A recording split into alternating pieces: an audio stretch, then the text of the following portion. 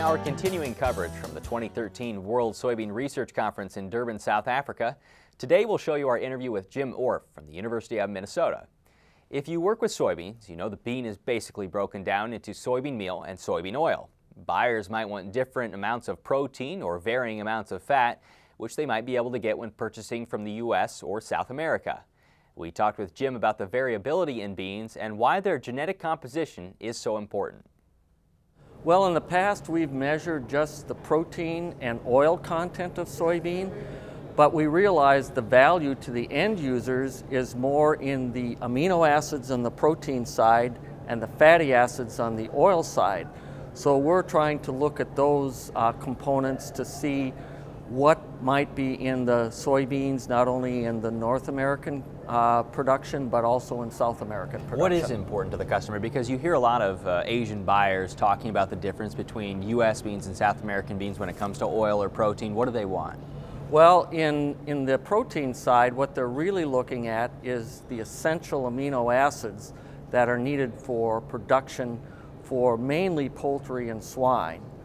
On the oil side, they're looking at either the saturated or the unsaturated fatty acids in terms of how it functions in making different kinds of food and in frying food. Contrast for me the U.S. bean versus the South African or the South American bean, excuse me, and we can go into what all plays into that. But on the face of it, contrast those two. Well, in the U.S., most of our soybean production tends to be sort of what I would call the temperate or the middle latitudes, where a significant portion of the South American production tends to be more in the subtropical or even tropical areas. As a result of that, they have higher temperatures when the soybean is maturing, so they tend to have slightly higher levels of protein and or oil. But when we start looking at the components of the protein and oil, the North American soybeans tend to be better from a nutritional standpoint for the meal and for the kinds of characteristics that people want in the oil. The third component, which we're starting to realize is important in animal production, is the content of the soluble sugars, which is mainly sucrose.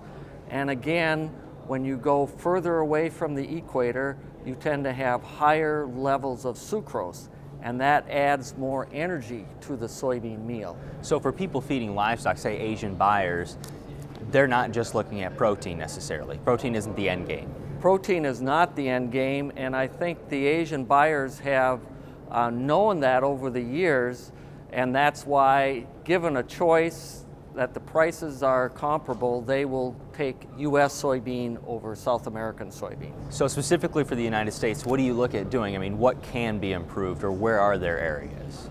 Well, there's always areas that we can improve. We don't want to give up increasing yield, because that's what the farmers get paid on.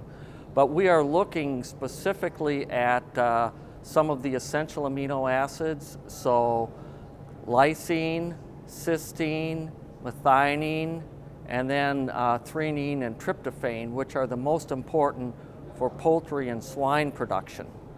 We're also looking at the oil side, and more of this is being done in the private sector, but we're also doing it in the public sector, at looking at high oleic soybean, which produces an oil that is better from a health standpoint, as well as a functionality, particularly for frying. I'll end with this question. How far has the bean come in all those components from 20 to 30 years ago? Well, we certainly know that there is a lot of variability still in the germplasm that we've not used in our varieties. They have changed, but I think the future gives us the opportunity to change them even more, particularly now with some of the molecular techniques that we have that will help us do a better job of identifying the genes and moving them into varieties more rapidly than we were able to do in the past.